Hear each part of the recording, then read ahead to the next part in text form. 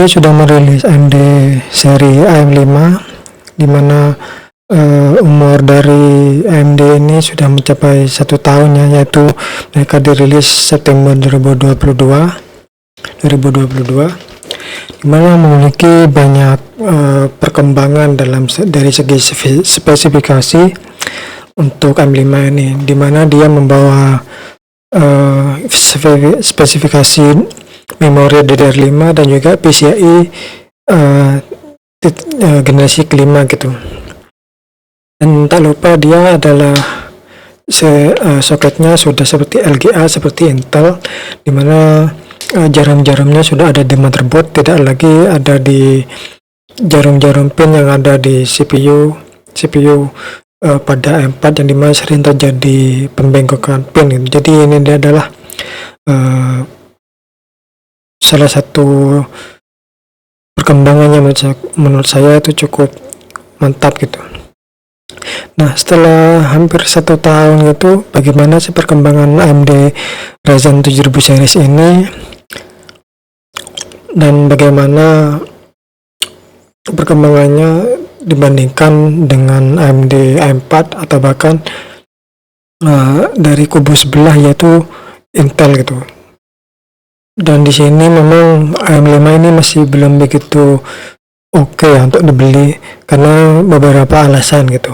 Jadi di sini saya akan memberikan alasan mengapa CPU ini tidak worth it, masih belum worth it untuk dibeli gitu. Kelemahan pertama pada AM5 ini yaitu kompatibilitas yang masih terbatas gitu. Tentu spesifikasi seperti AM5 ini memiliki banyak kekurangan dari segi kompatibilitas. Yang pertama, dia tentu karena membawa DDR5 tentu harus builder yang lama seperti AM4 itu tidak bisa menggunakan RAM-nya gitu yang masih DDR4. Tentu harus membeli DDR5 yang dimana harganya masih sangat mahal. Dan juga motherboardnya juga tidak bisa menggunakan motherboard yang lama, tentu harus membeli motherboard yang baru. Dan tak lupa ada satu lagi yang harus dibeli yaitu cooler gitu. Jadi sebagian cooler itu masih belum support ya untuk AM5 ini. Tapi walaupun support, sebagian ada juga yang harus membeli mounting terpisah untuk cooler yang lama gitu. Jadi direkomendasikan untuk membeli cooler yang memang sudah eksklusif mensupport AMD AM5 ini. Jadi itulah alasan pertama, kompatibilitas yang masih terbatas. Yang kedua, dari segi harga ya, dia masih sangat mahal gitu. Sebagai teknologi terbaru yang baru rilis, tentu biasanya harganya masih sangat mahal. Untuk yang biasa dibilang sebagai early adapter tax gitu. Dibandingkan dengan harga AM4, AMD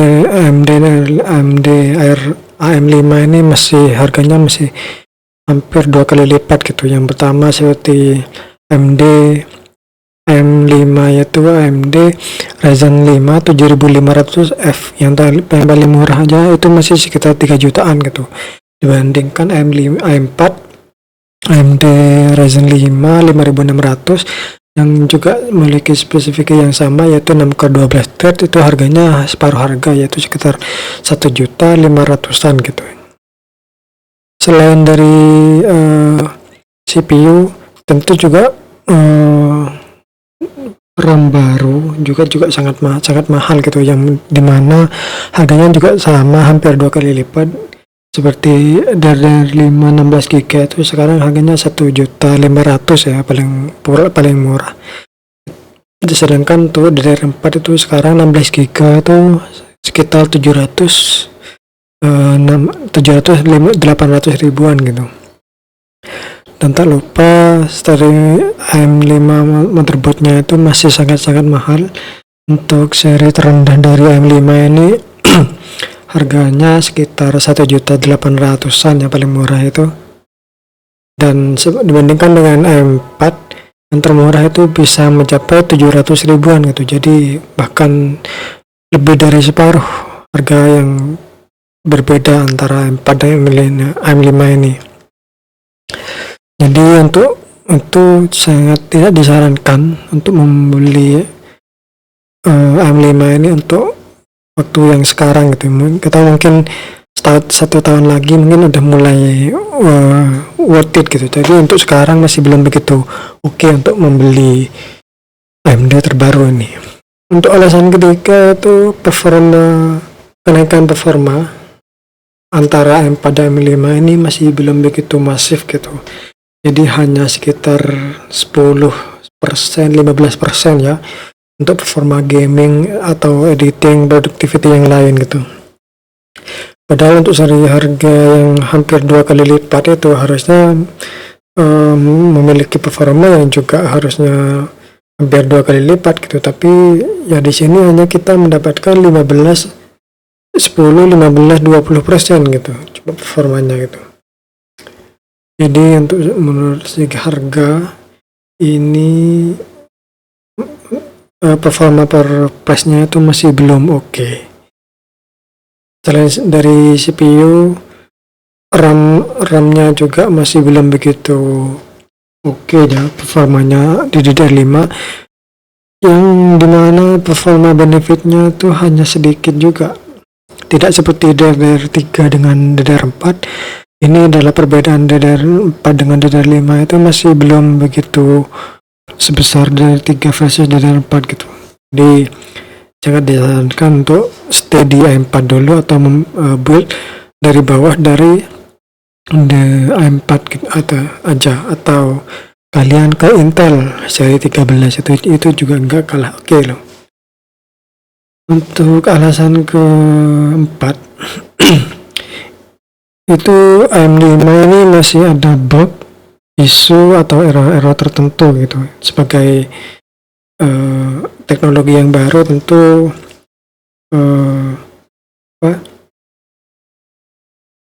tentu masih belum begitu matang gitu dari segi software atau hardware gitu. Untuk seri M5 ini bugnya masih begitu ada ya, walaupun tidak banyak, tapi dibandingkan M4 itu yang jauh lebih enggak ada, yang jauh lebih sedikit.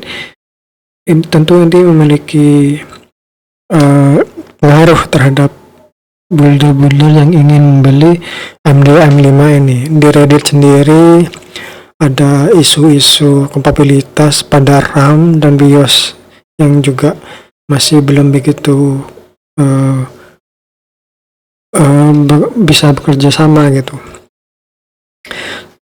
Isu-isunya seperti yang nggak mau bootingnya lebih lama, atau export profile yang tidak kompatibel, yang tidak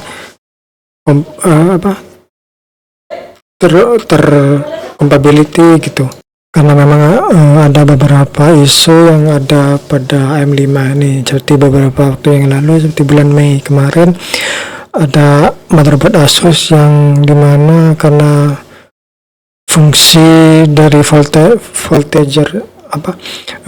voltage dari motherboardnya itu tidak berfungsi pada M5 gitu. Jadi perlu diberikan patch atau driver yang baru pada BIOSnya gitu.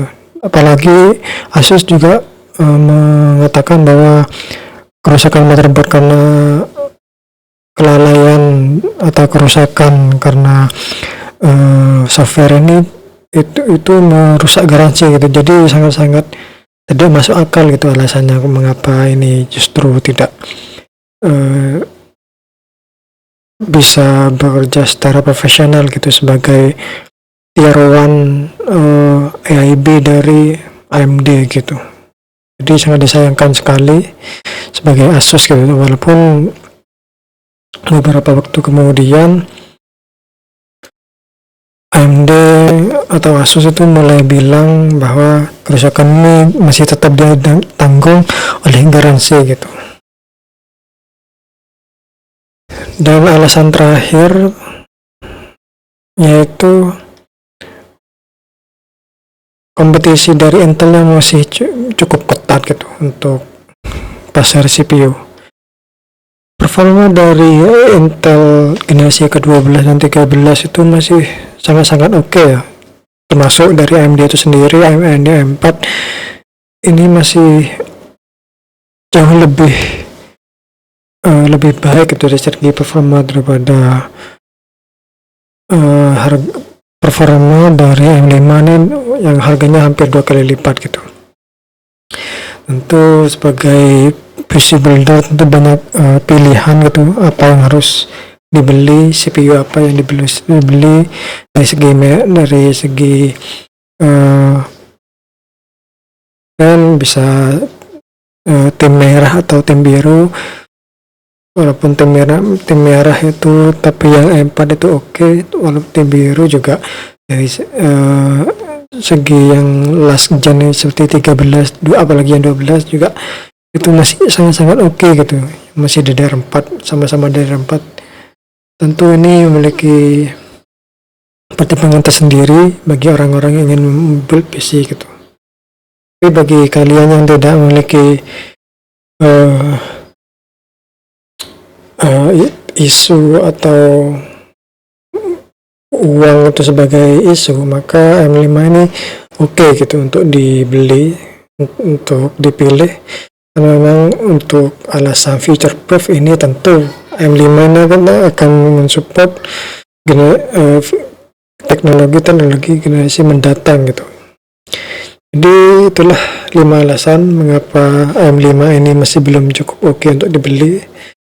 Dan kalau kalian punya pendapat berbeda silahkan komen ya di video ini di kolom komentar di bawah. Like jika berita ini cukup memberikan